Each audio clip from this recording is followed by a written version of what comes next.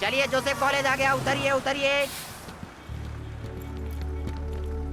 हाय राधिका, तुम्हें 2 दिन से मैंने देखा ही नहीं है। चलो मेरा नाम राधिका जरूर है, हाँ। लेकिन अगर तुम्हें लग रहा है कि मैं शिवगंगा के अशोक विद्यालय की राधिका हूँ तो तुम गलत सोच रहे अरे रे रे रे रे, पूरा का पूरा बायोडेटा बता दिया। हो। मैं यहाँ झारखंड से पढ़ने के लिए आई हूँ। रुको रुको रुको रुको रुको, अच्छी तरह से याद करो।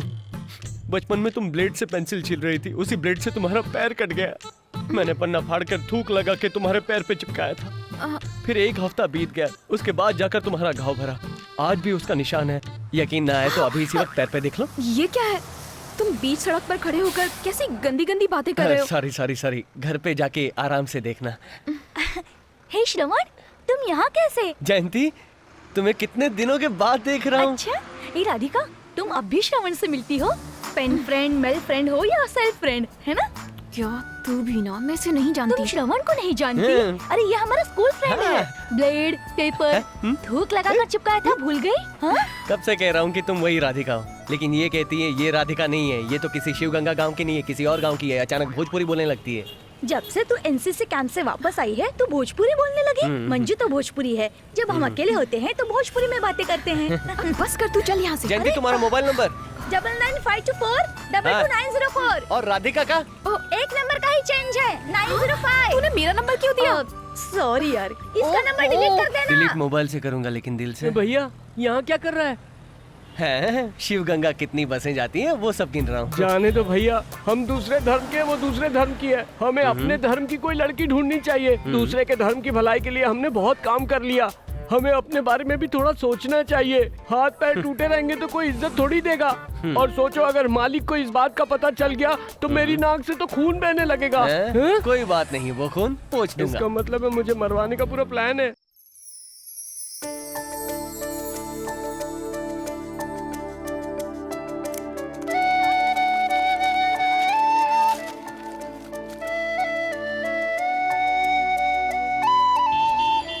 क्यों श्रवण, हम लोगों को ब्रांडी पिला रहे हो और तुम खुद बियर पी रहे हो? बोलो। तुम लोग मस्ती के लिए शराब पीते हो और मैं तो डाइट के लिए पीता हूँ। अच्छा, बियर पीने से डाइट होती है क्या? बोलो। जैसे मोटे लोग रोटी चपाती खाकर डाइट करते हैं, वैसे ही अच्छा? पतले लोग बियर पीकर मोटा होने के लिए डाइट करते हैं। जब हम लोग बात कर रहे हैं तो बीच में फोन किसे कर रहे हो? राधिका को लव मैसेज भेज रहा हूँ। 2 दिन हुए नहीं लड़की को देखे और लव हो गया। ये 10 साल पुराना पपी लव है, चिकन लव, कॉफी लव। क्या कहा? कापी लव मतलब? अरे भाई, बचपन में अगर किसी लड़की से प्यार करते हो तो कुछ कुछ होता है, लेकिन कुछ समझ में नहीं आता। दिल में कुछ कुछ होता है, लेकिन समझ में नहीं आता। अरे बाप रे, मालिक का फोन। वहाँ जाके बात कर, वहाँ जा। जी मालिक। वहाँ सब लोग क्या कर रहे हो? सब मिलकर पानी मिलाकर मैं समझा नहीं। वो क्या है ना मालिक, यहाँ पर पानी की बहुत कमी है, इसलिए 4 बोतल पानी लाकर हम सब लोग नहा रहे हैं। नहीं, मेरा क्या मतलब है कि हम लोग पी रहे हैं। पीने से पहले अच्छी तरह उबाल लेना। सही कहा मालिक, जैसा आप कह रहे हैं वैसा ही हो रहा है। कुछ लोग तो एकदम गर्मा गर्म पी रहे हैं और कुछ लोग तो मालिक ठंडा करके पी रहे हैं। मेरा बेटा अच्छी तरह खाना तो खा रहा है ना? आप बिल्कुल चिंता मत कीजिए मालिक, आजकल आपका बेटा डाइट मेंटेन कर रहा है। कैसी डाइट? बॉडी को मेंटेन करने के लिए कुछ दवाइयाँ खा रहा है वो। ऐसी बात है, अगर दवा अच्छी हो तो यहाँ भी 10 पैकेट भेजने के लिए बोलो, उसकी माँ को भी दे दूंगा। वो दवा पैकेट में नहीं, बोतल में आती है मालिक। कुरियर से भेजेंगे तो वो लोग उसे तोड़ देंगे। जब मैं आऊंगा ना तो अपने साथ लेता आऊंगा। ठीक है, श्रवण को फोन दो। फोन में कौन सी बदबू आने वाली बे? पिताजी। बेटा, तुम्हारा पासपोर्ट आ गया है। टाइम मिले तो जाके पोस्ट ऑफिस से पासपोर्ट ले आना। ठीक है पिताजी। जयंती, कल मैंने तुझे जो पिक्चर मैसेज भेजा था वो तूने श्रवण को भेज दिया। हाँ तो पता है क्या हुआ? उसने जवाब में आई लाइक यू लिखकर भेजा है। ठीक है, तुम्हारे पैर पे निशान है ऐसा बोला था। देखा क्या तुमने? हाँ देखा। क्यों देखा? मेरा निशान मैं क्यों ना देखूं? वो तो ठीक है, लेकिन इससे पहले कितनी बार देखा है? कभी कभी देखती थी। उसके कहते ही तुमने देख लिया ना? हाँ तो फिर हम कितनी बार आईना देखते हैं, लेकिन अगर कोई कह दे कि तुम बहुत सुंदर हो तो हम हर समय आईने के सामने निहारते रहते हैं। तब पागलपन छाने लगता है, उससे प्यार होने लगता है और उसे बताना चाहती हो, लेकिन परेशानी शुरू हो जाती है और उसे देखे बगैर हम रह नहीं पाते हैं। और फिर उसके बाद सुसाइड करने की नौबत आ जाती और फिर टेंशन बढ़ने लगती है। मेरी माँ, मुझे श्राप मत दे। कॉलेज आ गया, चलो उतरो। राधिका कैसी हो? क्या चाहिए तुम्हें? अचानक पूछोगी तो क्या मांगूंगा? है ना, सही कहा ना जयंती? कल रात को मेरे मोबाइल पर फालतू के मैसेज भेजते रहे। इतने मैसेज करने की क्या जरूरत थी? और तुम्हें इस बात की परमिशन किसने दी? किससे परमिशन लेनी है? तुम्हारे पिताजी से, माँ से, प्रोफेसर से? ये बताओ तुम्हारे पिता कहाँ रहते हैं? सिकरी में या शिवगंगा में? उनका नंबर दो। बेकार में उसके पिताजी के बारे में पूछ लिया। मैंने उसके पिताजी का अपमान कर दिया क्या है? अरे उसके पिताजी नहीं है, बचपन में ही गुजर गए हैं। उनकी याद ना आए इसलिए वो अपने मामा के यहाँ रहकर पढ़ाई करती है। सॉरी कह दूंगा। तुम मेरे लव के बारे में उससे बात करना तो। देखो तुम भी मेरे फ्रेंड हो, वो भी मेरी फ्रेंड है। अगर तुम कहोगे उसे पूछने के लिए और अगर उसने इनकार कर दिया फिर तुम कहोगे उससे पूछो, इससे अच्छा है तुम खुद ही बात कर लो। ठीक है, मैं खुद बात कर लूंगा। बस एक काम करना, शाम को गीतांजलि रेस्टोरेंट में आने के लिए कहना। उससे बात कर लूंगा, फिर कभी उसके पास नहीं जाऊंगा। ठीक है? ठीक है।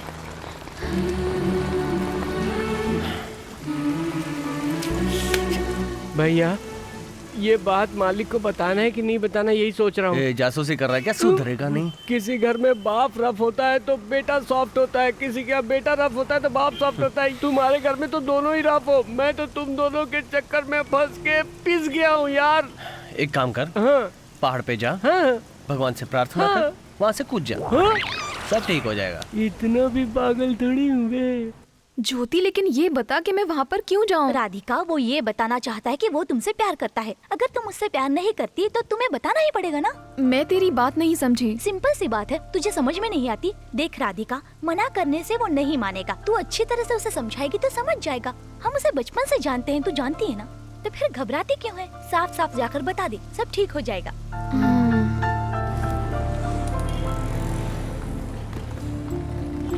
आइए सर, आइए। आप लोग अंदर चले जाइए। इतनी परेशान क्यों हो? आराम से बैठो। तुम्हारे पिताजी के बारे में बोला, उसके लिए सॉरी। ये बताओ मुझे यहाँ क्यों बुलाया? क्या बात है?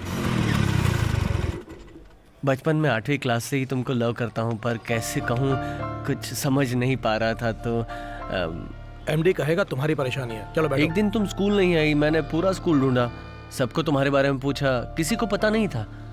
फिर पढ़ाई के टेंशन में सब भूल गया, और जब तुम्हें बस में देखा तो सब कुछ याद आ गया। बस में एक नज़र देखा तो पहचान लिया कि तुम राधिका हो।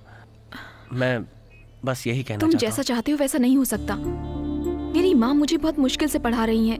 मैं उन्हें धोखा नहीं दे सकती। प्यार के नाम पर बाइक्स पर घूमना, सिनेमा देखना, गार्डन में हाथों में हाथ डालकर घूमना, ये सब मुझे पसंद नहीं है। अब हम अगले हफ्ते मिलेंगे, ओके?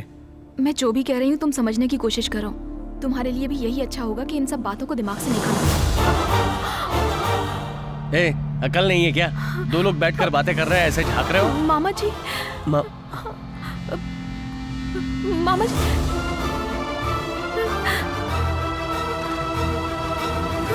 जी, मामा जी,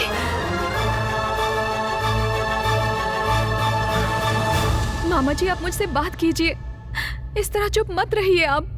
मैंने ऐसा कोई गलत काम नहीं किया है। गलत काम नहीं किया है ना, तो उसके साथ अकेले होटल तक क्यों गई? विश्वास कीजिए मामी जी, मेरा उसके साथ कोई संबंध नहीं है। जब तक तुम यहाँ हो जैसे चाहो रह सकती हो, लेकिन आज के बाद मुझसे बात मत करना।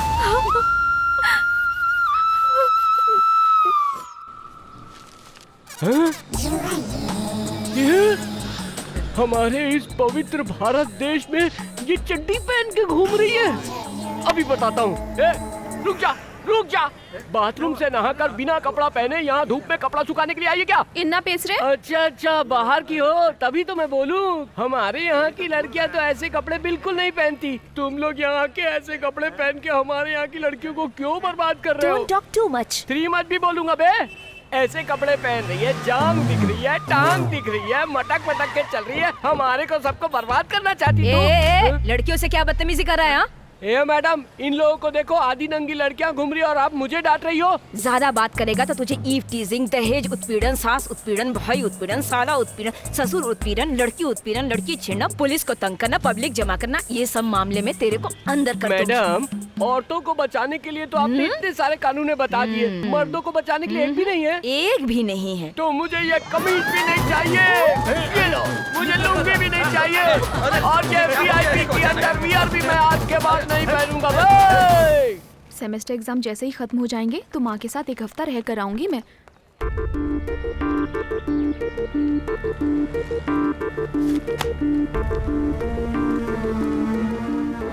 मेरे साथ ऐसा क्यों कर रहे हो? क्या तुम्हें मुझ पर जरा सी भी दया नहीं आती? मेरे मामा जी ने मुझे गलत समझा। इतने सालों से जिस मामी जी ने मुझे माँ की तरह रखा, उन्होंने मुझसे बात तक नहीं की, सिर्फ तुम्हारी वजह से। मैं तुमसे बस यही कहने आया था कि आज के बाद कभी तुम्हारा पीछा नहीं करूंगा। जब मैंने तुम्हें पहली बार बस में देखा तो पूछा कि क्या तुम राधिका हो। अगर उस दिन हाँ कह दिया तो मैं तुम्हें हाय कह के चला जाता। तुमने इनकार किया तो मैं तुम्हारे पीछे आया। तुम्हारा इनकार मुझे इकरार लगा। शायद मुझसे गलती हो गई। बाइक पर घूमना, सिनेमा जाना, गार्डन में जाकर बैठना, इस तरह के प्यार के बारे में मैं भी बिल्कुल नहीं जानता। मैं तुमसे शादी करना चाहता हूँ। आज से ठीक 6 महीने बाद तुमसे बस 2 मिनट के लिए मिलूंगा। अगर तुमने शादी के लिए हाँ कहा तो ठीक है, वरना अपनी किस्मत समझकर चला जाऊंगा। अगर मर्द पर मुसीबत आती है तो उस तक ही रहती है, लेकिन लड़की पर मुसीबत आती है तो पूरा परिवार परेशान हो जाता है। मेरी भी एक बहन है, मैं अच्छी तरह जानता हूं। तुम्हारी परेशानी समझ सकता हूं।